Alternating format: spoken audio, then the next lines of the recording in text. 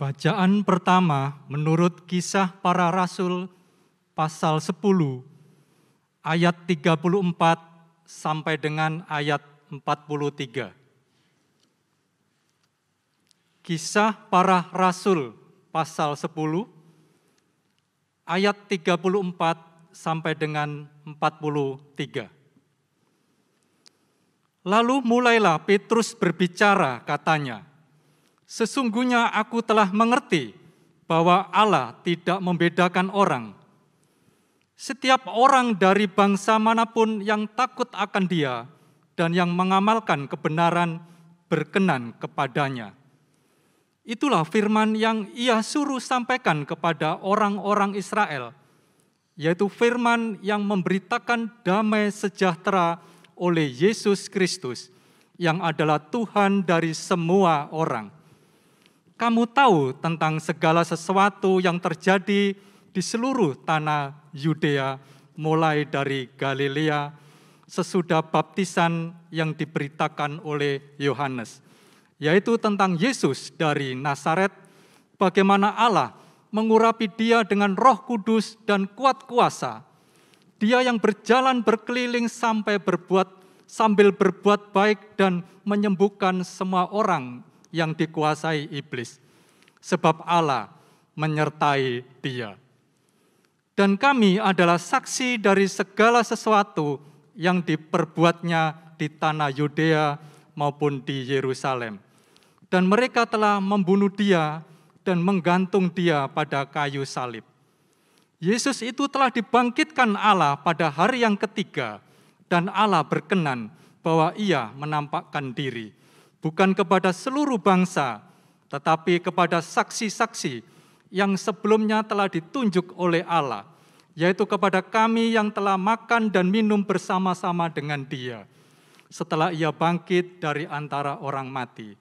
Dan Ia telah menugaskan kami memberitakan kepada seluruh bangsa dan bersaksi bahwa Dialah yang ditentukan Allah menjadi hakim atas orang-orang hidup dan orang-orang mati. Tentang Dialah semua nabi bersaksi bahwa barang siapa percaya kepadanya, ia akan mendapat pengampunan dosa oleh karena namanya. Demikianlah sabda Tuhan. Syukur kepada Allah.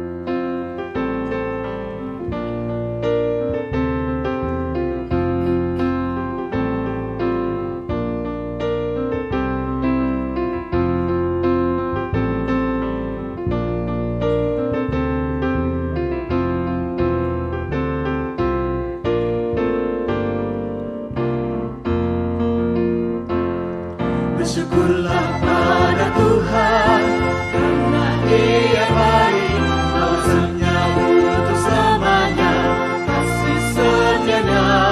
Bersyukurlah pada Tuhan, karena Ia baik, bahwasanya untuk selamanya kasih setianya. Bersyukurlah pada Tuhan, karena Ia baik, bahwasanya untuk selamanya kasih setianya. Bersyukurlah pada Tuhan, karena Ia baik, bahwasanya untuk selamanya kasih setianya. Tuhan itu kekuatanku dan mazmurku, Ia sungguh telah menjadi keselamatanku.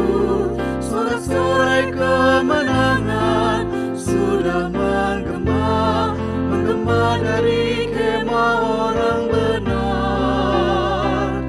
Tangan Tuhan melakukan keperkasaan, meninggikan orang-orang yang benar. Aku tidak akan mati, tapi hidup, dan ku akan menceritakan karya-karyamu. Tuhan telah menghajar aku dengan keras, tapi Ia tak serahkanku pada maut. Bukakan ku pintu gerbang kebenaran-Mu,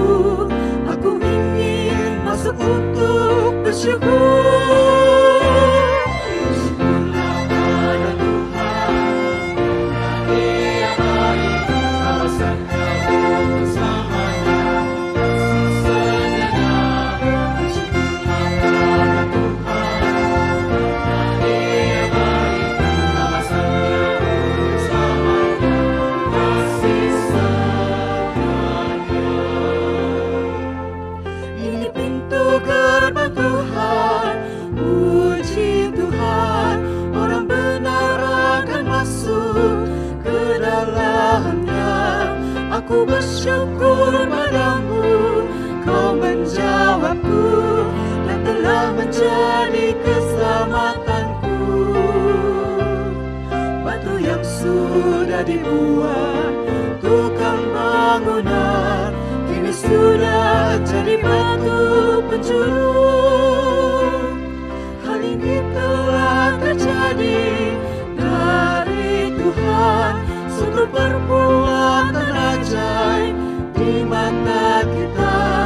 Ini hari yang dijadikan Tuhan. Bersoraklah dan bersuka karenanya. Bersyukurlah pada Tuhan, karena Ia baik, awasannya bersamanya, kasih setianya. Bersyukurlah pada Tuhan, karena Ia baik, awasannya bersamanya, kasih setianya.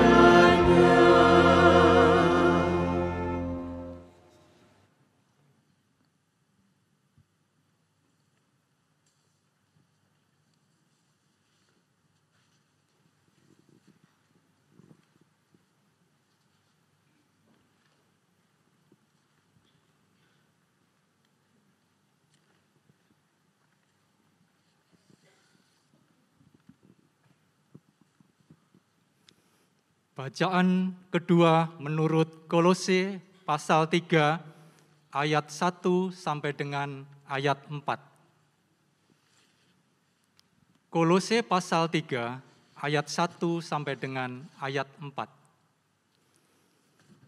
Karena itu, kalau kamu dibangkitkan bersama dengan Kristus, carilah perkara yang di atas, di mana Kristus ada, duduk di sebelah kanan Allah.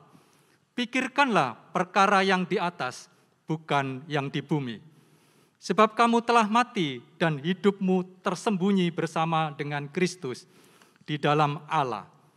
Apabila Kristus yang adalah hidup kita menyatakan diri kelak, kamu pun akan menyatakan diri bersama dengan Dia dalam kemuliaan. Demikianlah sabda Tuhan. Syukur kepada Allah. Injil Tuhan Yesus Kristus menurut Yohanes 20 ayat 1 hingga ayat yang ke-8. Injil ini akan dibacakan dalam versi terjemahan Alkitab yang baru edisi yang kedua. Pada tahun ini Lembaga Alkitab Indonesia telah mempublish edisi yang baru karena edisi yang lama sudah berusia lebih dari 50 tahun dan ada beberapa penyesuaian bahasa yang dilakukan. Yohanes 20 ayat 1 hingga 8 dibacakan dalam versi terjemahan baru edisi yang kedua. Pada hari pertama minggu itu, pagi-pagi benar ketika hari masih gelap, pergilah Maria Magdalena ke kubur itu dan ia melihat bahwa batu penutupnya telah diambil dari kubur. Ia berlari-lari mendapatkan Simon Petrus dan murid yang lain yang dikasihi Yesus dan berkata kepada mereka, Tuhan telah diambil orang dari kuburnya dan kami tidak tahu di mana ia diletakkan. Lalu berangkatlah Petrus dan murid yang lain itu ke kubur. Keduanya berlari bersama-sama, tetapi murid yang lain itu berlari lebih cepat daripada Petrus sehingga lebih dahulu sampai di kubur. Ia menjenguk ke dalam dan tidak melihat kain kafan terletak di situ. Namun ia tidak masuk ke dalam. Datanglah Simon Petrus juga menyusul dia dan masuk ke dalam kubur itu. Ia melihat kain kafan terletak di situ. Sedang kain peluh yang tadinya ada di kepala Yesus tidak terletak dekat kain kafan itu, tetapi terlipat tersendiri di tempat yang lain. Sesudah itu masuklah juga murid yang lain yang lebih dahulu sampai di kubur itu, dan ia melihatnya dan percaya. Demikianlah Injil Yesus Kristus. Berbahagialah setiap orang yang dapat membaca, merenungkan, dan memeliharanya dalam kehidupan sehari-hari. Haleluya. Haleluya, haleluya, haleluya.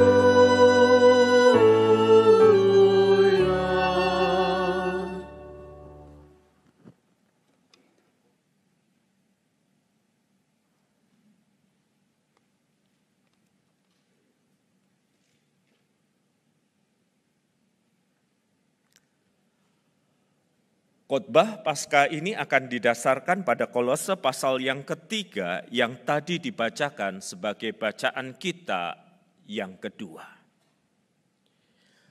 Jakarta, ibu kota negara kita, beberapa bulan yang lalu, ketika saya berjumpa dengan seorang kawan yang lama, dan nampaknya ia sudah meraih banyak hal di dalam hidupnya. Ia berkata, nanti saya jemput di hotel. Kita akan jalan-jalan, kulineran di satu kawasan yang cukup besar dan relatif baru di sekitar Jakarta. Oke. Maka saya menunggu di lobi dan beberapa saat kemudian telepon itu berdering dan dia berkata, udah di depan lobi, segera keluar ya. Mobilnya ini. Ketika dia menyebut jenis mobilnya, saya terkejut. Itu mobil yang pasti sangat baik. Beda dengan mobil yang ia kenakan dahulu. Saya masuk segera dan kemudian dia menyambut saya, dia ambil HP-nya lalu berkata begini. Aku masih belum familiar nih menghubungkan peta di HP dan di layar. Maklum mobil baru.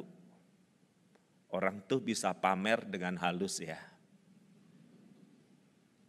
Tapi kamu pasti gak ngerti, jadi gak usah bantuin.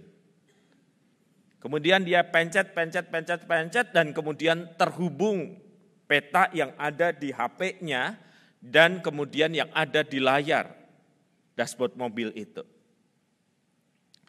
Enak nih kalau kayak gini. Layarnya gede, nggak mungkin salah. Nggak kayak mobil saya yang dulu, yang layarnya kecil, mesti dipakai instan gitu ya. Lalu dia menengok, kamu masih pakai yang gituan? Mulai kurang halus pamernya.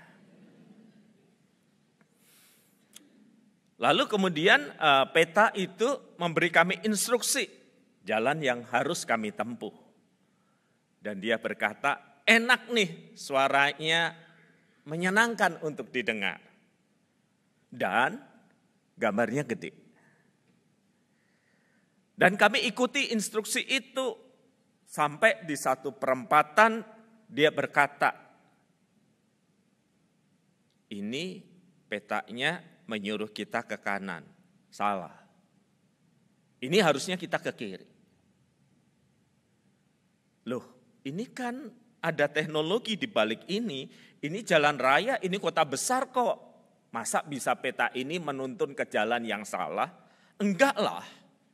Lalu saya nyalakan peta di HP saya dan berkata, benar, kita harusnya ke kanan. Peta ini udah benar, instruksinya udah benar.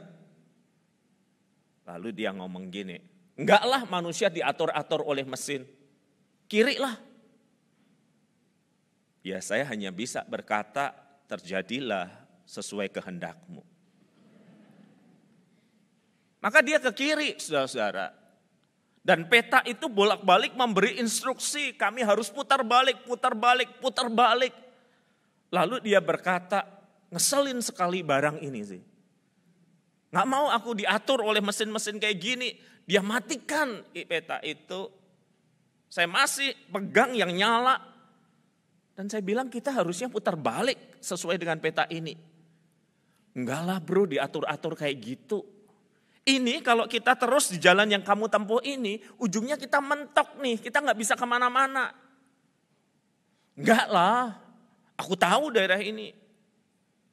Nggak nyampe 5 menit beneran kami mentok, nggak bisa kemana-mana. Lalu dia mundur dan mencari arah untuk putar balik. Saya bilang, kalau dari peta ini, kita nanti belok kiri ya. Kalau ke kanan macet soalnya. Enggak lah, jangan percaya itu barang. Kanan, gue tahu daerah ini, aku tahu daerah ini, kanan. Kalau kanan nanti ada kemacetan, ada kecelakaan di situ. Benar, dia ngambil kanan. Macet, ada kecelakaan. Lalu saya bilang, nah kita ini 15 menit macet di sini. Nanti segera ada putar balik ya. Enggak mau dengerin barang itu. Saya ngelihat display peta yang besar yang udah dimatikan, lalu berkata, kalau kamu nggak mau pakai, tak bawa pulang aja. Saudara-saudara, Anda pernah punya teman yang kayak gitu? Teman yang udah dipandu GPS dan panduan itu benar, karena ini jalan besar, bukan jalan yang kecil yang tidak dikenal. Dan peristiwa yang dikabarkan itu up to date, tetapi dia nyalain dan dia menolak untuk hidup. Menolak untuk bergerak sesuai dengan panduan GPS itu. Udah tahu yang benar, udah tahu yang seharusnya, tapi enggak mau menundukkan diri sendiri. Udah tahu apa yang harus ditempuh, tetapi mengambil jalannya sendiri. Ya rada mirip sih orang yang udah dikasih peringatan dokter. Pak, hanya boleh makan yang berenang ya. Ikan-ikan maksudnya. Tapi karena dia suka babi, dia pelihara dan dia ajarin babi itu berenang. Sesukanya sendiri, semaunya sendiri, mengatur dirinya sendiri. Apa yang dia tahu benar, enggak dibiarkan mengubah kehidupannya sendiri. Padahal saudara-saudara, kebenaran itu jika diterima dengan sepenuh hati, dia punya kuasa untuk mengubahkan. Dalam hal kesehatan yang sederhana, seorang teman menerima kebenaran itu, mengubah gaya hidupnya, mengurangi gula, lebih banyak olahraga. Gak nyampe 1 tahun, penampilannya berubah, kesehatannya bertambah baik.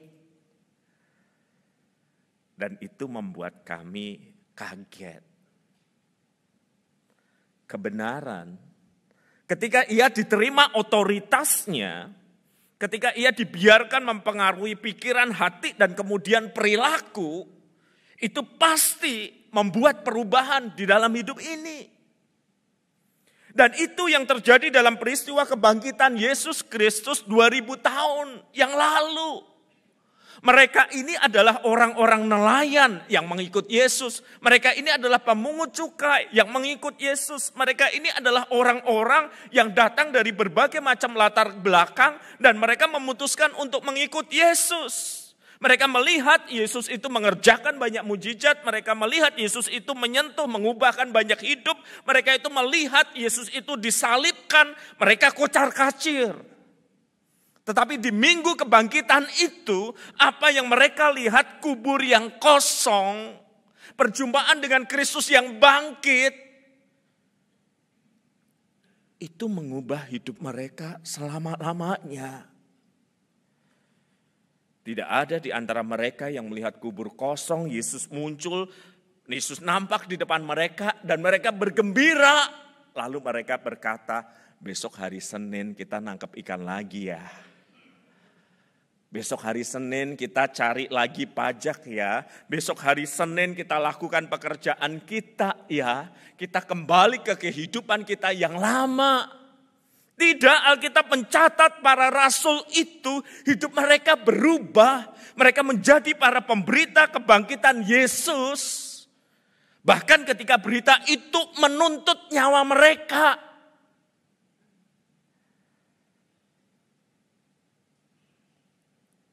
Kalau berita kebangkitan itu palsu, halusinasi. Berapa orang yang mau mati untuk kepalsuan, kebohongan yang dia buat sendiri? Kalau itu hanya semacam halusinasi, berapa orang yang mau mati demi halusinasinya? Kebangkitan itu sebuah fakta sejarah dan mereka memberi makna pada fakta sejarah itu. Dan walaupun mereka harus membayar dengan nyawa mereka dan penderitaan mereka, mereka lakukan.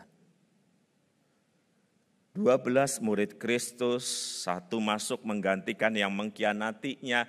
Mereka semua mati dengan cara yang menderita sekali, kecuali Yohanes yang menuliskan kitab Wahyu, yang bukan pramudia itu.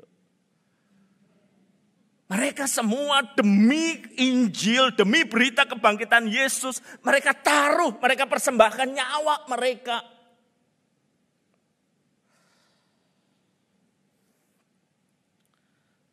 Konon kalau Anda ingin menguji kebenaran, sungguhkah dia benar, ada tes namanya tes penderitaan.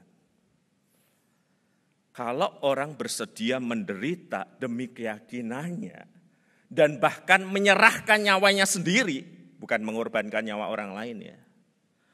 Maka kita tahu itu sungguh-sungguh kebenaran yang dia hayati.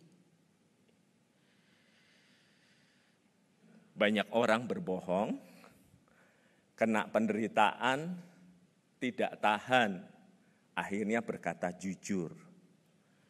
Mirip pencuri yang mengatakan hanya mencuri satu handphone, setelah diinterogasi, ditunjukkan bukti, diperlakukan khusus, akhirnya mengaku, iya bukan 1, 3. Lihat hidup para rasul itu, hidup mereka diubahkan drastis oleh peristiwa kebangkitan itu. Mereka tidak pernah kembali ke dalam kehidupan yang lama, mereka menjalani hidup baru bersama Kristus. Saya tahu apa yang Bapak Ibu pikirkan, barangkali Bapak Ibu berkata, iya kan Pak, saya hidup di masa kini, saya ini punya pekerjaan, saya ini punya bisnis, saya ini punya keluarga. Gak mungkin diharapkan saya mengikut Kristus penuh waktu dan melayaninya. Nah saudara-saudara, Kolose pasal yang ketiga memberi kita petunjuk. Apa yang akan terjadi ketika peristiwa sejarah kebangkitan Kristus itu kita maknai dan itu mengubah hidup kita. Mari perhatikan Kolose 3 ayat yang pertama dalam terjemahan Alkitab yang lama. Karena itu kalau kamu dibangkitkan bersama dengan Kristus, carilah perkara yang di atas, di mana Kristus ada duduk di sebelah kanan Allah. Terjemahan yang lebih literal tidak mengatakan kalau kamu dibangkitkan, seolah-olah itu belum terjadi, seolah-olah itu menuntut syarat. Terjemahan yang lebih harafiah berkata, karena kamu telah dibangkitkan bersama dengan Kristus. Ini cara kita melihat diri kita pasca kebangkitan itu. Kita yang mati dalam dosa, kita yang mati dalam kebersalahan kita yang mati dalam segala hal yang buruk, dibangkitkan kembali bersama dengan Kristus, telah dibangkitkan kembali. Ini cara kita melihat diri kita, identitas diri kita. Bahwa kuasa kebangkitan Kristus itu ketika kita percaya kepadanya juga membangkitkan kita kembali dari kematian sebagai akibat dari hukuman dosa. Ini soal identitas. Orang-orang Kristen adalah orang-orang yang telah dibangkitkan bersama dengan Kristus. Identitas.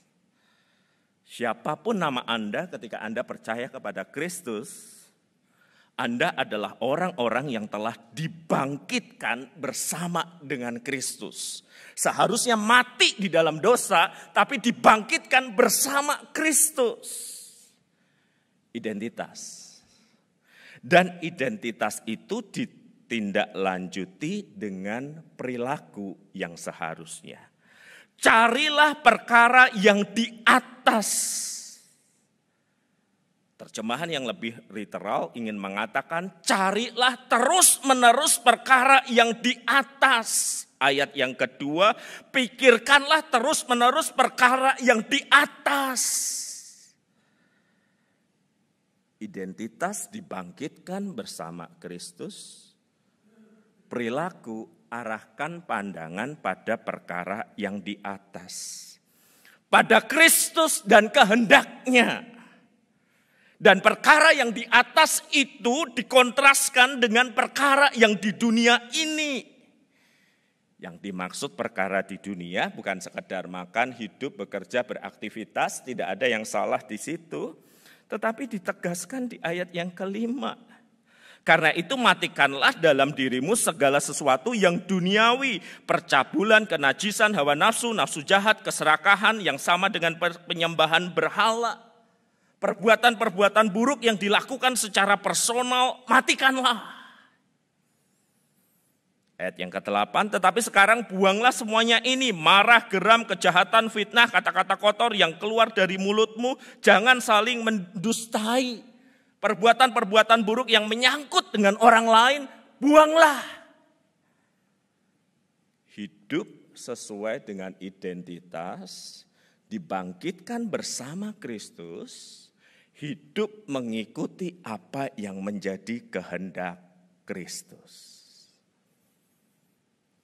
Dan kita tidak pernah berjuang sendiri, sebab Roh Kudus menolong kita.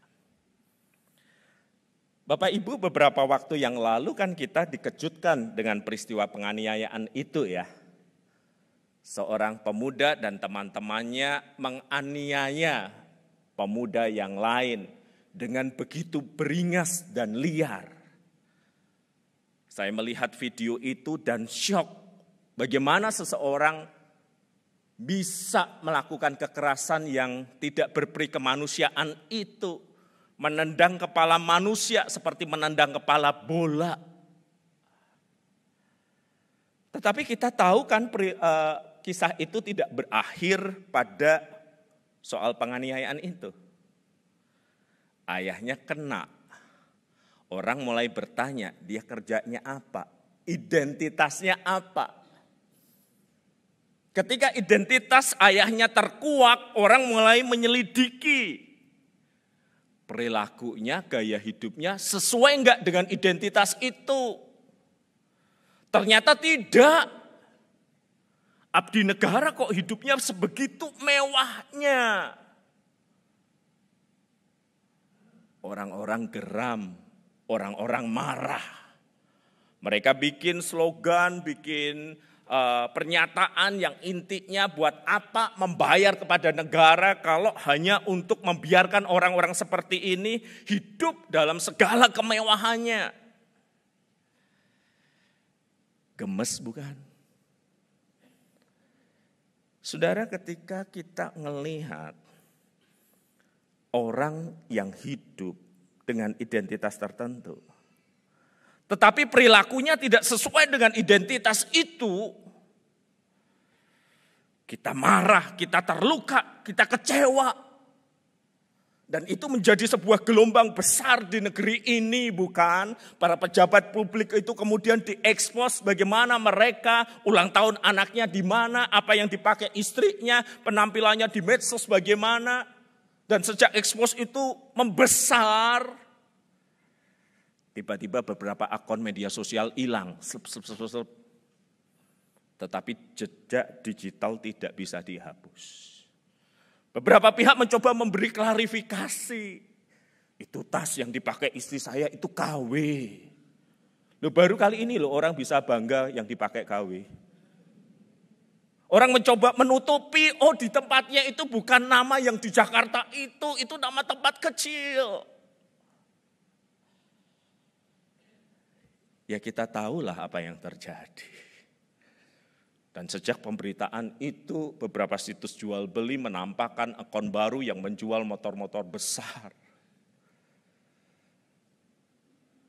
Ketika identitas ini tidak dihidupi, kita kecewa, kita terluka, kita marah. Sebab seharusnya di dalam identitas itu ada sebuah upaya yang konkret untuk menerjemahkannya dalam perilaku. Tidak sempurna, tidak apa-apa, Anda dan saya manusia, tetapi setidaknya berjuanglah.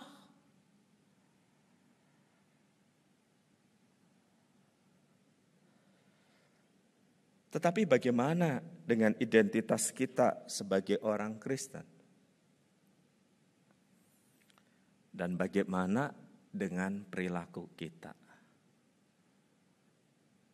Nah, ketika saya mengatakan kalimat ini nih, mungkin di benak Bapak Ibu udah muncul tuh.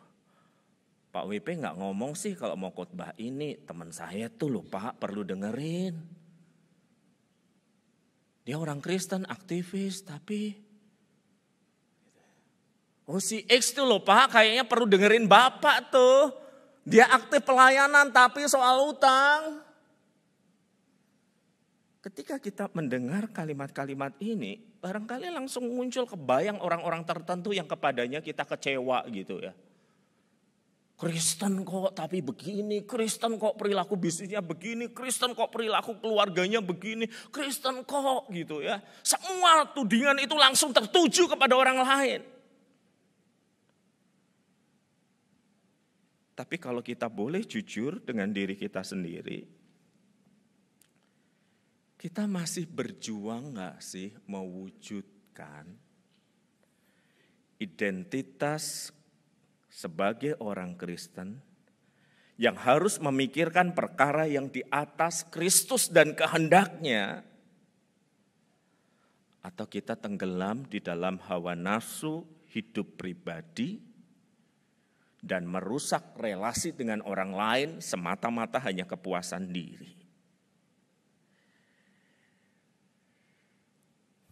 Di kitab Wahyu, itu ada penggambaran tentang pola kehidupan gereja di akhir zaman. Tetapi ada penggambaran yang indah tentang bagaimana Kristus yang sudah dibangkitkan, Kristus yang menang itu, berjalan di antara kaki Dian yaitu jemaatnya, seperti seorang pemburu mengawasi buruannya. Dan setelah dia mengamati hidup jemaat, dia memberikan pujian dan penilaian. Dia bisa memberikan pujian, kamu jemaat yang luar biasa bertekun dalam ajaran. Tetapi dia juga bisa memberikan teguran, tetapi kamu telah meninggalkan kasihmu yang semula-mula. Dia juga bisa memuji, kamu bertahan di dalam penderitaan yang berat. Tetapi kamu melakukan beberapa hal yang tercela. Dan jika di momen Paskah ini, Kristus yang sudah bangkit itu berjalan berkeliling dari mimbar ini ke lantai 1, ke lantai balkon, ke Gria Ebenezer di samping. Melihat hidupmu dan hidupku yang sudah dibangkitkan kembali, yang seharusnya memikirkan perkara-perkara yang di atas Kristus dan kehendaknya. Akankah dia tersenyum dan memberikan pujian? Atau akankah ia menggeleng-geleng kepala? Mungkin sambil menepuk dahinya dan berkata, aduh.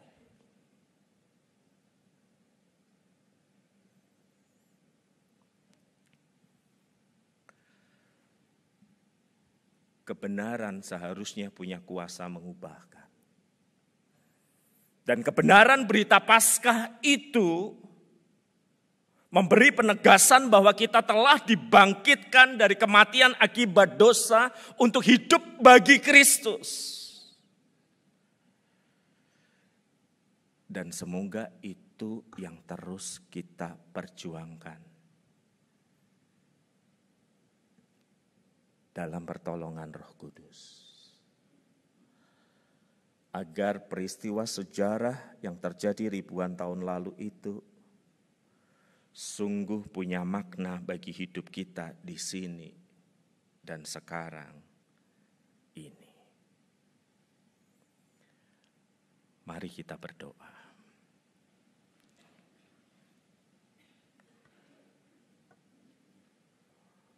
Sudah belasan puluhan tahun kami merayakan Paskah. Kami bergembira, kami bersukacita bersama dengan keluarga dan orang terdekat. Kami bahkan punya makan bersama dalam rangka Paskah. Tetapi kebenaran firman-Mu mengingatkan kami, kebenaran sejarah Kristus bangkit dari antara orang mati. Makna teologis yang kami lekatkan kepadanya sudah seharusnya mengubah hidup kami. Kami yang mati di dalam dosa dibangkitkan karena anugerah Kristus. Itu identitas kami ya Tuhan. Dan tolong kami mewujud nyatakan identitas itu dalam bentuk perilaku sehari-hari. Di tengah kesibukan pekerjaan dan kehidupan kami memikirkan perkara yang di atas Kristus dan kehendaknya. Bukan larut dan tenggelam dalam hawa nafsu pribadi kami, dalam pertikaian yang tidak ujung dengan sesama kami. Biarlah kuasa kebangkitan-Mu menyadarkan kami sekali lagi akan identitas kami dan perilaku yang seharusnya mewujud. Agar ketika Engkau berjalan di tengah kami, Engkau tersenyum, mengangguk-anggukkan kepala-Mu, dan bukan merasa sedih sambil menggelengkan kepala. Karena ada antara identitas dan perilaku kami sungguh jauh berbeda. Tolonglah kami, ya Roh Kudus. Amin.